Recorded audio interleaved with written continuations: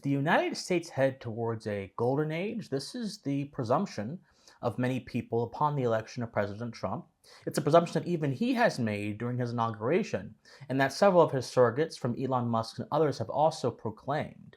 And many people, especially in the conservative movement, are feeling quite optimistic that after 4 dark years of, frankly, a kind of rank authoritarianism justified on the basis of compassion and justified on the basis of some kind of egalitarian caring, that America might be finally seeing daylight. But this is a question that actually requires all of us as thinking people to lock down and examine it for what it is, to understand what a golden age actually is, to look through history for examples of what a golden age in America and also in other civilizations might look like, and to finally realize our own roles as Americans in generating our own golden age. So in this video, we'll be going through all of that. We'll be examining the idea of an American golden age. We'll be discussing the nature of the idea of a golden age, and we'll be doing a small trip down memory lane in history to see what golden ages looked like in the American past,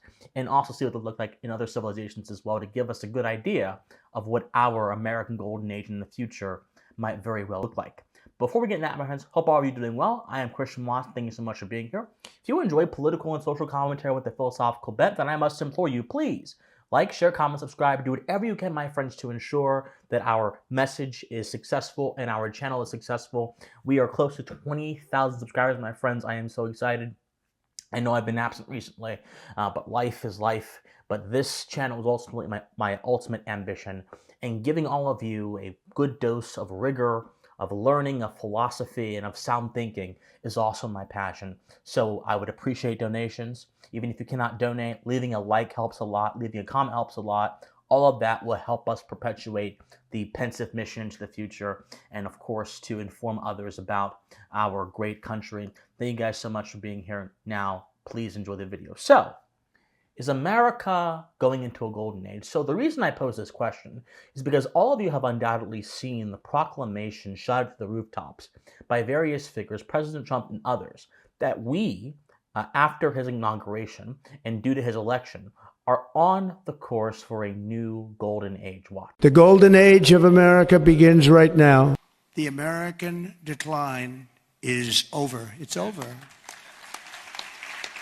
The golden age of America has officially begun, and I think that's a good thing for us to talk about, the golden age and the American dream. I think it's a good thing because people haven't been talking that way for a long period of time. Now, when you think of a golden age, most people seem to just think of a successful period for a nation or a successful period for a particular civilization. And while that is a very good general idea of what a golden age is, it's actually much more fundamental than that. I think that many people think about concepts on level one. And this is not necessarily a bad thing. Many of us have lives that are quite busy, that are filled with a lot of different hectic stuff. Some of you may have families, and so you don't really have time to dig deep into concepts, which is why you have me. But when you think about a golden age on level one, you actually miss the significance of the golden age, and you actually miss also your own role in bringing about a golden age, which we'll most certainly be discussing within the video. So before I can talk about if America is entering a golden age, we must first ask ourselves, what is a golden age? What are the essential characteristics of a golden age? And is the concept of a golden age, in a philosophical sense, imaginative? In that sense, does it mean that, is it more of a product of our imagination? Or is it real? Or is it a combination of both? So in order to explore this question, we must peel back the layers of history and examine the history of the idea of a golden age, which brings us back to ancient Greece. The poet Hesiod is credited with originating the idea of the golden age in his epic 800-line poem titled Works and Days, in which he gives three principled myths. The story of Prometheus stealing the fire, which many of you may have heard of, Prometheus defying the gods and giving mankind and civilization fire. Well, fire actually birthed civilization because it actually gave mankind the ability to interact with the world, to which Prometheus was punished by the gods. The tale of Pandora, the idea of Pandora's box, also comes from Hesiod's epic. And then the 5 ages of man. And within those 5 ages of man is where the notion of a golden age actually arises. So the 5 ages of man is actually a creation story within the ancient Greek Hellenistic pagan religion that sort of describes the 5 ages of human development as they see it in their own particular way. These ages being the Golden Age, the Silver Age, the Bronze Age, the Age of Heroes, and the Age of Hesiod, which was the Iron Age at that particular time. So Hesiod described the Golden Age as this period of absolute bliss, of almost fantastical bliss. He describes the Golden Age in a manner that seems alien to reality and to what we all experience in our everyday life outside of the realm of human experience. In Hesiod's version of the Golden Age, no one worked or grew unhappy. Spring was perpetual. It never ended. Now, for those of you who have experienced spring, it can be nice, but constant rain and constant sunshine itself is not necessarily a good thing for the human psyche, nor is it necessarily a good thing for even the sort of order of the universe and the order of our planet, its natural cycles. But I digress. People aged backwards. So age was no longer a bind upon people's minds. Death and mortality were things that weren't really as sort of significant as they are in our actual world. And when they died, they became these sort of spiritual beings that roam the earth. Now, according to Hesiod, the Golden Age ended after Zeus overthrew the Titans. Now, the reason that Hesiod said the word gold is because Golden Age, gold has a sort of allegorical meaning. So gold meant, at least for him, it meant some kind of like radiance of light, good fortune, blessedness. It was somehow associated with the sun. So when we're talking about a golden age, we're talking about a few characteristics that are very important to keep in mind. We're talking about the best period or the best kind of period within a particular civilization. We're talking about a time of great prosperity. We're talking about a time where the people are reaching their highest potential. We're talking about several different things, all of which are contained within the allegorical symbol of gold. So not only is the Golden Age a depiction, a sort of fantastical depiction in this particular case, one that is disconnected from reality in a sense of how things could be in a perfect world, the Golden Age is also a certain optimistic viewpoint of what humanity can achieve if it were not burdened down by the actual limits of reality. Now, the problem is, it's also an exercise in symbolism. I've talked about on this channel many times how symbolism informs and guides our beliefs in many cases, and how sometimes this can be fine if it's on a small scale. So for example, you're a Christian, you see the symbol of a cross, and it fills you with some kind of reverence. Well, that's fine because you've already examined why that particular symbol does that to you. It's not some kind of automatic passive reception of what it's doing. You've already decided. Whereas a different symbol might fill you with a certain emotion, and you've not actually examined why you feel that way, and you allow your feelings to overtake your reason and carry you away into chaos, and then carry society away into chaos, because what you think is going to impact what you do, and what you do ultimately does impact other people in society in some way, shape, or form. Therefore, everyone else is worth off. Different story, different day. But the Golden Age is also this kind of symbol as well. The problem with Hesiod's sort of depiction is that this depiction clearly rests outside of outside of the realm of human experience. Human beings experience age. We die. We have limits. We have pains. We have sorrows. Spring goes away to summer. Summer goes away to fall. Fall goes away to winter. And the cycle of life particularly continues, as one of my favorites, Rick Springfield would say, the rock of life particularly continues. So there is a lot of tumult and tumble and suffering, and all these things don't characterize life. This is where some people like Jordan Peterson are incorrect. Suffering does not characterize life. Suffering augments life. Suffering makes life a much more exciting and meaningful journey, but what characterizes life is actually the act of living. And the act of living is undertaken by a man who understands, number one, what it means to exercise his will towards higher ends, and number two, what it means to be consciously aware of his own existence. A lot of people are alive, but they're not living because they're not consciously aware of their own existence. They've resigned themselves to be a cog within systems, whether they be abstract systems like Marxism or communism or some kind of other weird ideology that says they are simply a byproduct of things that go beyond them, or whether it be concrete systems like, I don't know, whether it be like an institution or whatever. They believe that they are simply reduced to those abstract or concrete systems, and their life on its own has no meaning.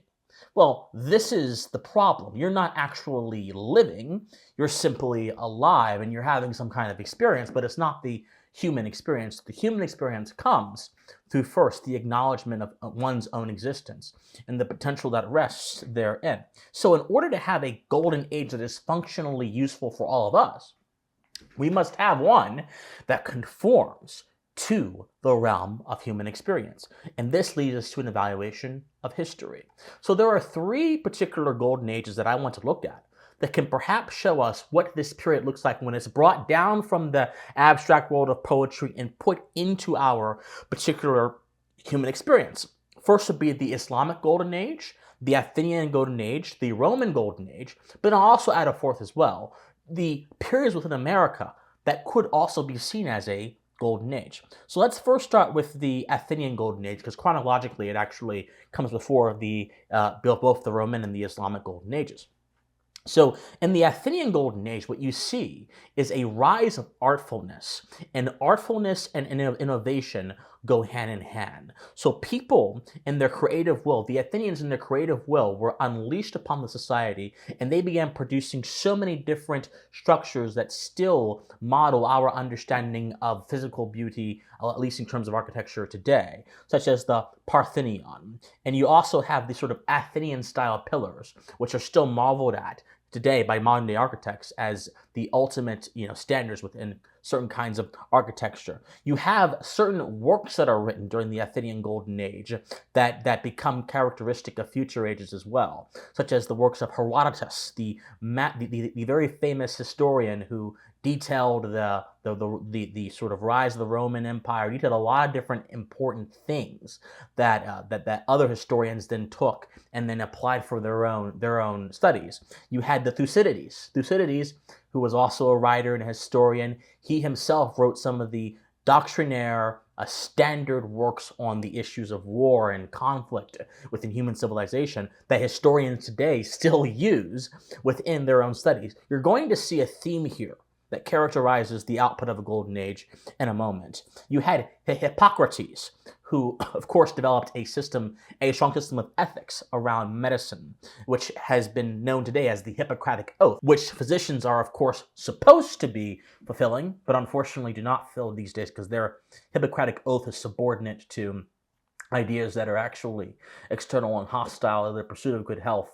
And that's a different story for a different day as well. But anyway, that's where that idea originated within the Athenian Golden Age. Pythagoras, who of course innovated mathematics with the famous Pythagorean theorem, which of course has helped not only just people just work through problems in the abstract, it's also helped sustain the creation of buildings and structures and civilization within the concrete as well. There's a direct connection between mathematics in the abstract and civilization in the concrete that far too many people don't even wish to acknowledge, and I think this acknowledgement would actually go a long way in helping inform us of the structure of reality. Pythagoras, of course, within the Athenian Golden Age, helped birth this. And then how could I forget? Socrates and Plato, the Platonic dialogues, these sort of foundational texts within Western philosophy, also arose within the Athenian Golden Age.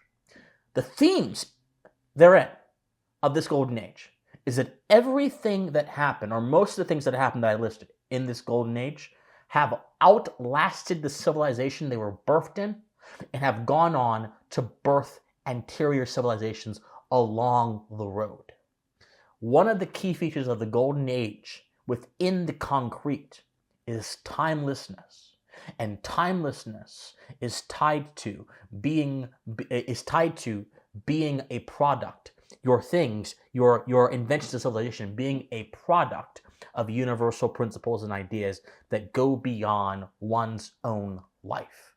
Remember what the promise of America was.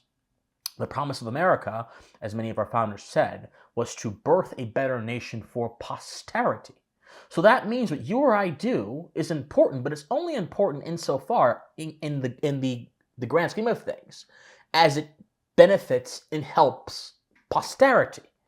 And when you think about that, your entire conception of obligation and duty become much different. And your viewpoint on the things that happen now and how long they can last also becomes much different.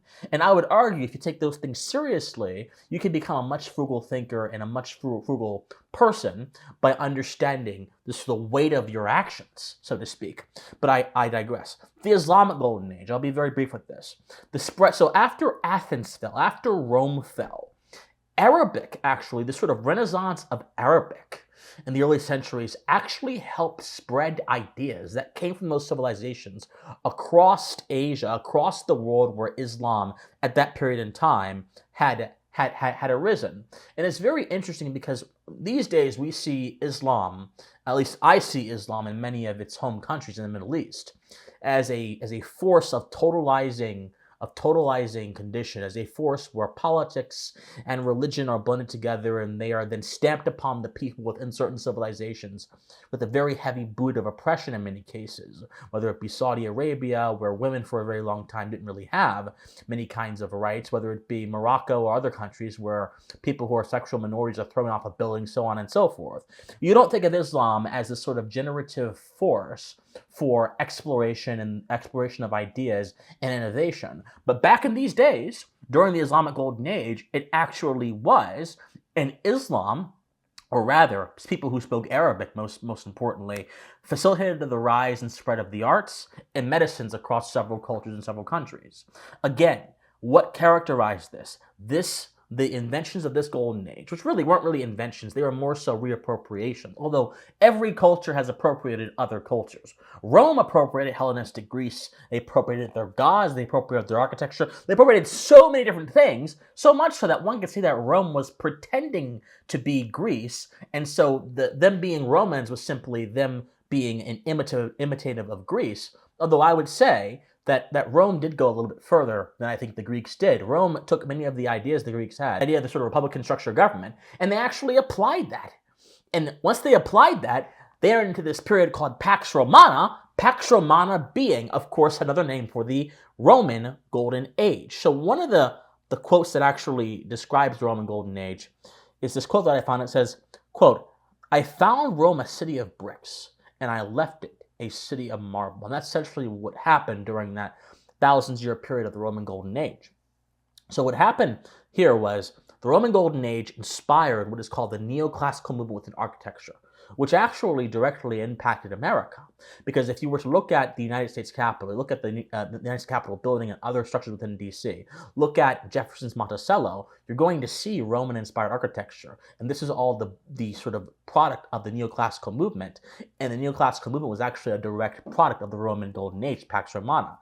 There were statues, coins, and visual arts that actually bequeathed upon the people, bequeathed upon the plebeians, the lower classes of people, and their old world conception of it, the ability to understand structure and order, because within that period of Rome, the rulers and the patricians and the higher classes were the ones who were actually literate and who were well-read, and knowledge was actually segregated and compartmentalized depending on your status, which, by the way, is an absolute crime against the human mind, because no man can live to be his full potential. No man can possess the fullest heights of moral knowledge and therefore commit the fullest heights of virtue without first knowing and being subject to knowing different kinds of knowledge. Within these old world societies, that was forbidden. But even though that was forbidden, the rulers of Rome understood the people must have some kind of ordering within their mind, so we're going to expose them to the visual arts. So knowledge was transmitted, not just through oratories like Cicero, who, by the way, was also a big part of this golden age of Rome, but also through structures, also through art, visual paintings. Something about the visual sense inspired the souls of the people and ushered in this Roman Golden Age.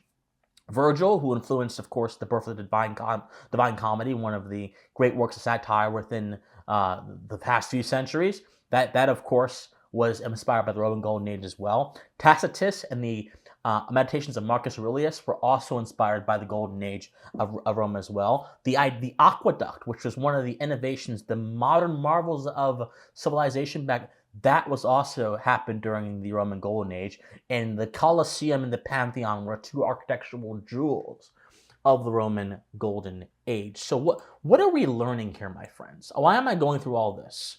I'm going through all this to tell you that Golden Ages generally start first within the culture of the civilization, and then they go upwards.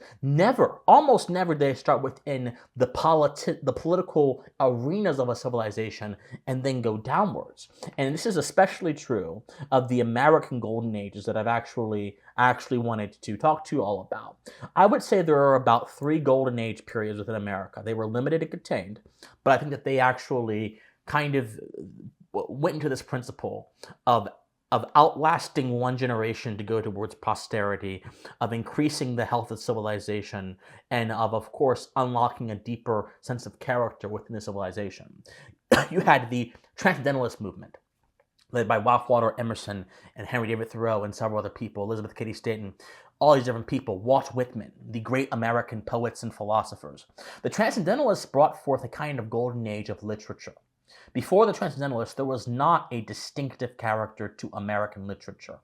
But once they came in, there became a distinctive character to American literature. It became contemplative, it became irreverent, it became individualist. It adopted the characteristics of the New World. Whereas beforehand, literature had been largely burdened down by the characteristics of the Old World, of the status-based societies, of the caste-based societies, of the societies where structures meant more than will or intellection, where materialism ruled and the spirit was suffused beneath the boot of materialism. Transcendentalism as an American phenomenon kind of just changed that and broke that into pieces and brought forth a kind of golden age of the mind.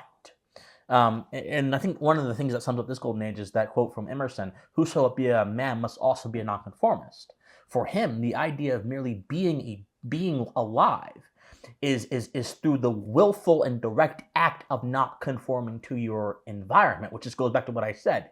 A lot of folks they're ambulatory, they're moving, but they're not living, because living is much more than just moving. The second golden age within America was the Gilded Age, which gets a very bad rap from progressive historians, but actually is a very important period of time because it showed what innovation, when unleashed from the burdens of not just regulation, but also unleashed from the burdens of social vices, like envy, like jealousy, like this kind of false sense of egalitarianism, like abstractions that go outside the realm of the human experience, what that can look like. And what that can look like, of course, is prosperity, the invention and birth of the railroad. It can look like a bunch of different things that happened during that era. The third golden era of American life has got to be the tech boom of the 90s, because that set Americans up for a completely different kind of society, where space and time were no longer barriers to excellence, where space and time were no longer barriers to them being able to produce value and make money, where money now moved faster than it did before, and the system of capitalism and its merits were now seen better than they were seen before. The tech boom in so many different ways, which many of you, by the way, were alive for. I was not. I wasn't born yet. I was born in 2000, but still, that particular period, I think, just completely revitalized and changed everything. But there's also, of course, some negative sides to it, but I don't have to talk about them. But we'll discuss that later. All of these periods within American history, not a single one of them, again, were birthed by the measure of authority.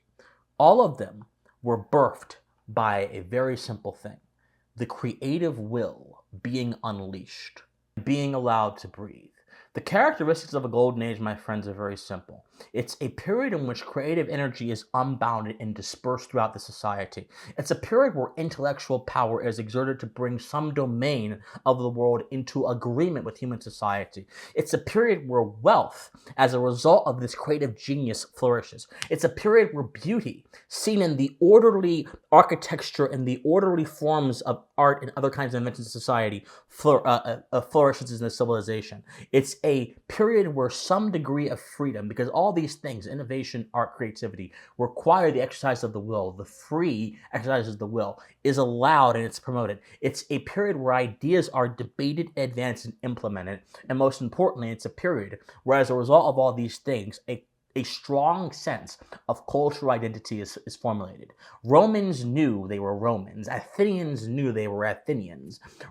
Arabs back then knew they were Arabs. And as Americans, we ought to know that we are Americans. We are inheritors of that transcendentalist spirit of individualism and irreverence.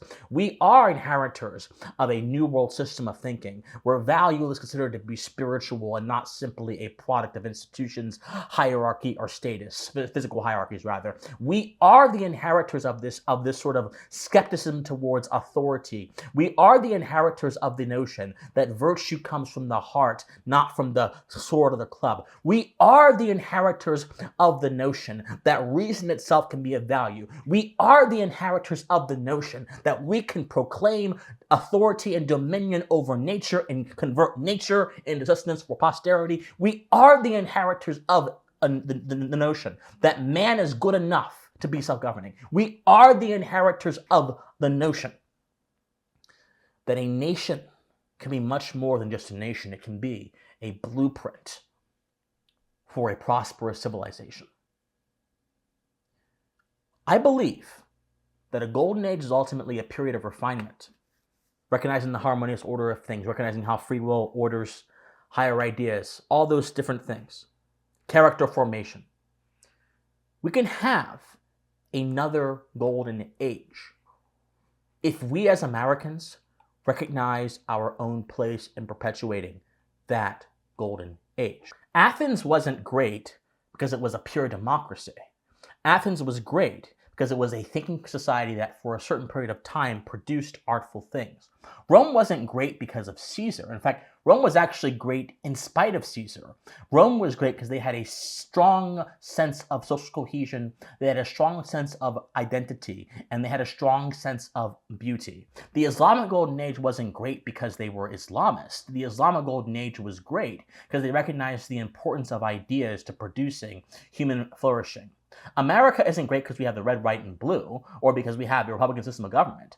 America is fundamentally great because we are all the inheritors of a worldview, of an axiomatic worldview, in which certain principles must be followed in order for a good society and a good governance to emerge.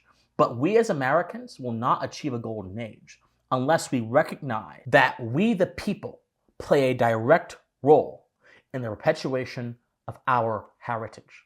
So the question being, do I believe that the election of President Trump is going to usher in a golden age? What I believe is that it can be one of the lubricants that greases the wheels of our civilization, that makes it easier for us to do our part. But I'm going to tell you, the election of no single political leader, even President Trump, who I voted for and who I support, is going to do the work that we as Americans must do for ourselves in order to restore our country to the beacon of new world ingenuity, to the beacon of virtue, to the beacon of constitutionalism, to the beacon of classical republicanism, to the beacon of Enlightenment era governance that it once was and that it will certainly can be again. A golden age for us is going to be, as I mentioned, one of refinement, one of unleashed creativity, one of artfulness, one of being in harmony with reality, one with being in harmony with the order of things, and then extracting from that order of things beauty, because beauty is simply the ordering of things being put in the proper place. That's one level of beauty. But another level of beauty is things in the proper place producing good things, producing beneficial outcomes as well. That's another section of beauty. A golden age is a period in which a people most fundamentally engage in a sense of introspection, and from that introspection comes a concrete character formation that defines what the civilization is. And not just defines it, but asserts it as well. Because America is a well-defined civilization, but we've become a less assertive civilization as time is going on. Our minds have become burdened by propaganda. Our schools have become burdened with false ideologies. Our societies have become burdened down as well with mediocre notions of success and work that simply say, if you go to university and you study for 4 years, you're guaranteed a good job. And if you don't do, and if you do that and you don't get a good job, something's wrong with you. Our social living is burdened down with the notion that you should all have to be debtors for the rest of your life in search of some kind of paradise that does not exist to that avenue of life. No, these are all things that are going to hold back an American golden age if we let them. It's going to take a massive, and when I say massive, I mean massive, change of thinking and heart from the past 120 years that we've inherited over the past 120 years to bring forth the American golden age. Can we do it? I think we can. But we'll only do it if we keep our eye on the prize. Politics is not the vehicle for this. Our own societies, our own communities, our own social institutions are going to be the vehicle for this. You're going to play your part in bringing about the American golden age. President Trump has done his part. Will you do your part? I know I certainly will do my part, as I have been doing for so many years. My friends, like, share, comment, subscribe, do wherever you can. My friends, study history, study philosophy, make more work, and please stay pensive. If you want to support me, you want to donate to me, here's some information on the screen where you can go do that. I love all of you guys, and you guys have a good night. Stay pensive. Bye-bye.